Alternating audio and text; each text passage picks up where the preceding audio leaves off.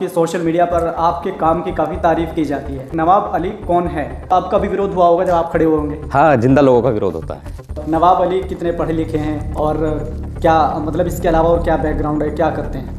ऐसा वो काम बताएं जो जीतने के बाद सबसे पहले आपने वो काम किया हो, उस काम को बताएं। क्या काम था वो जिसको जीतते ही किया था आपने? सबसे प्रधान ये कह देते कि भाई कोटा नहीं मिल पा रहा है, जिसकी वजह से हम लोग काम नहीं करा रहे। तो क्या आप अपनी तरफ से करा रहे हैं या फिर आपको कोटा मिल रहा है? वो झूठ बोल रहे हैं या फिर कोटा वाकई नहीं मिल रहा है? नहीं, संघर्ष कीजिए, सफलता मिलेगी। पॉलिटिक्स में युवाओं को आना चाहिए कि नहीं आना चाहिए? आप सभी का फिर से एक नए वीडियो में बहुत बहुत स्वागत है। बहुत बहुत धन्यवाद।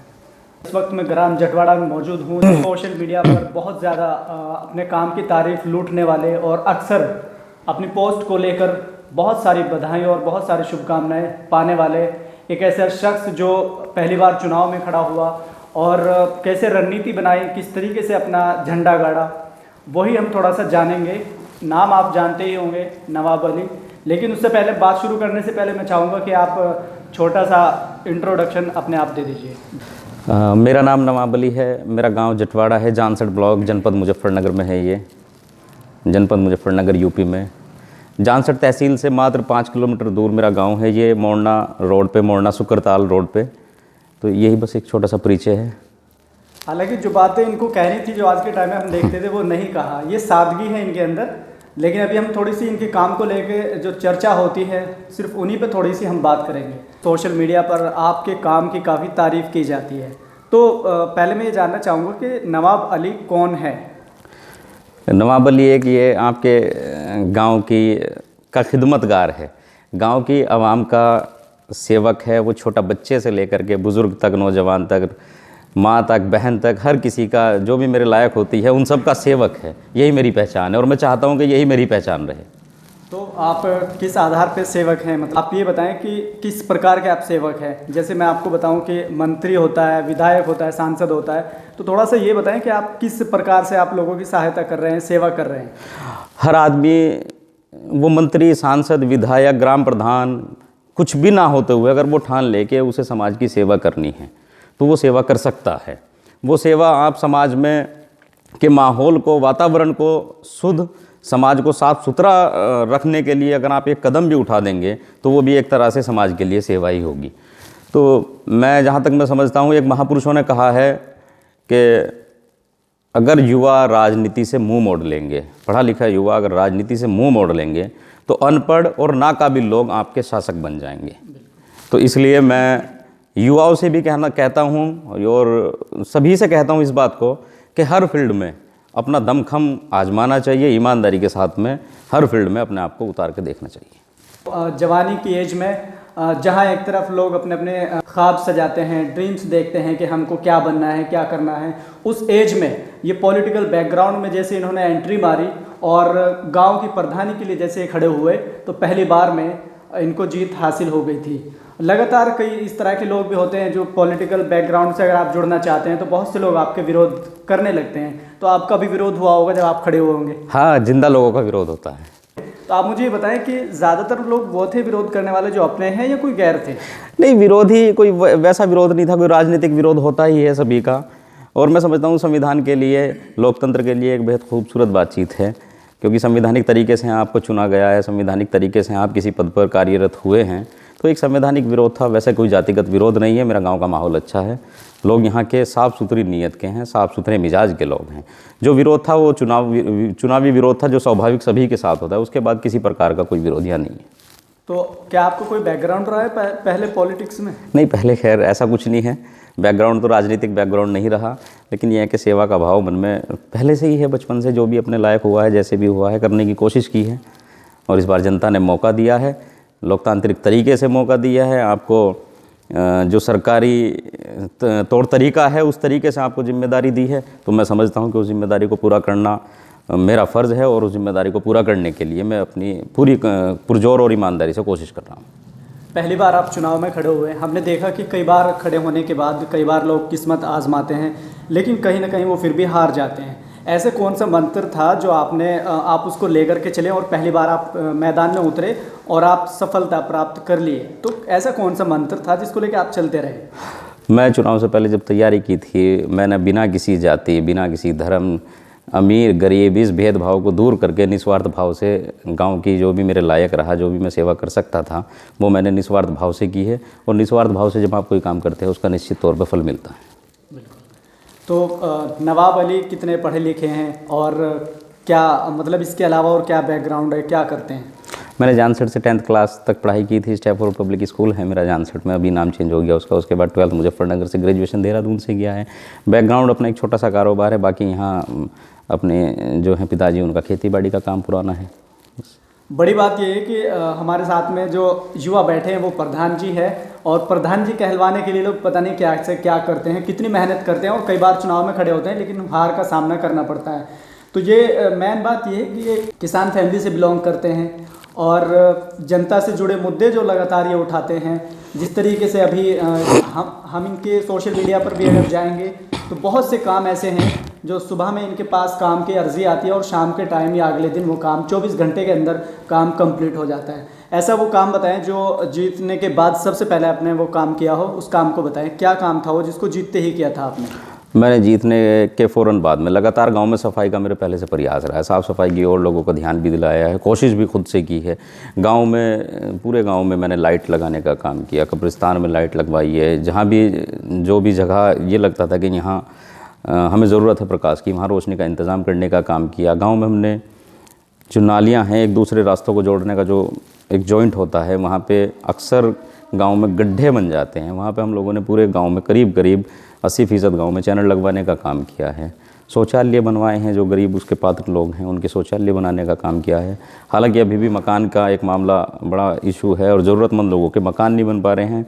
अभी उम्मीद है कि माननीय मुख्यमंत्री जी और उत्तर प्रदेश की सरकार इस बारे में भी सोच के एक योजना ये भी लागू करेगी जिसे हम प्रभावी रूप से अपने गाँव वालों को लाभ दिलाने का काम करेंगे।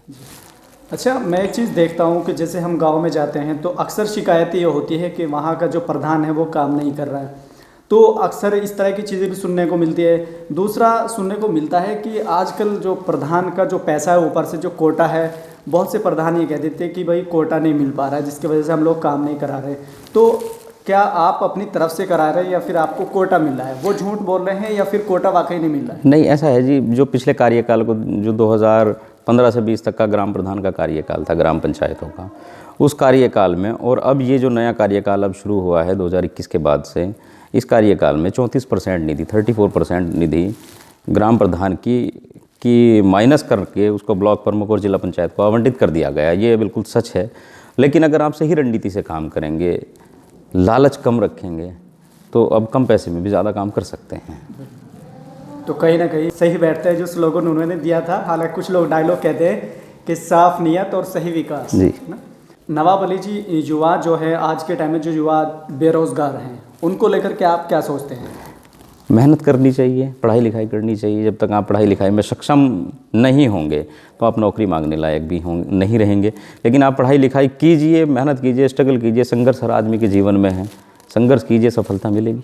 जो लोग ऑलरेडी पढ़ चुके हैं, जो अपनी ग्रेजुएशन कर चुके हैं, पोस्ट ग्रेजुएशन कर चुके हैं, कहीं ना कहीं वो भी बेरोज़गार है, तो उनके लिए क्या संदेश देना चाहिए? सरकारी नौकरी या प्राइवेट नौकरी के ही भरोसे ना रहे, आप अपना कोई खुद का अपना कारोबार शुरू कीजिए। किसी भी तरह से अपने आप को इस्टेब्लिश करने के लिए आप खेती को भी अगर टेक्निकल तरीके से करेंगे, वो भी आपको अच्छी इनकम का स्रोत बन जाएगी। तो करने का आप कोशिश कीजिए। युवाओं को राजनीति में आना चाहिए। युवाओं को अपने ड्रीम्स पूरे करने के लिए हर फील्ड में उनको जाना चाहिए जिसमें वो इंटरेस्टेड हैं। तो जैसे आप देख रहे हैं कि पॉलिटिक्स में युवाओं को आना चाहिए कि नहीं आना चाहिए?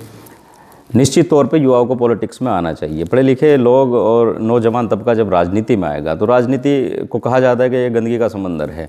गंदगी के समंदर को साफ तभी करेंगे जब नौजवान और पढ़ा लिखा युवा वर्ग राजनीति में आएगा। ये गंदगी का समंदर भी साफ़ होगा। और जहाँ जहाँ अब एक कहानी है, कहावत है, एक स्लोगन भी है कि जिस ओर जवानी चलती उस ओर जमाना चलता है। तो कहीं ना कहीं ये बात मैं समझता हूँ बिल्कुल सच है। तो अभी मैं देख रहा हूँ कि बहुत सारे लोग जब राजनीति में घुस जाते हैं तो उनके अपने अपने ड्रीम्स होते हैं कि हमको विधायक बनना है, हमको सांसद बनना है, हमको मंत्री बनना है। तो नवाब अली क्या सोचते हैं इस बात को लेके? क्या वो विधायक बनना चाहेंगे, मंत्री बनना चाहेंगे? मैं वर्तमान में अपने गांव का सेवक हूं। मैं ये दुआ करता हूं, ये प्रार्थना करता हूं खुदा से, भगवान से, कि ये मेरा जो मुझे जिम्मेदारी मिली है ये पूरी तरीके से मेरी सही तरीके से निभा सकूं। बाकी भविष्य में जो भी जनता तय करेगी वो मेरे लिए कबूल होगा।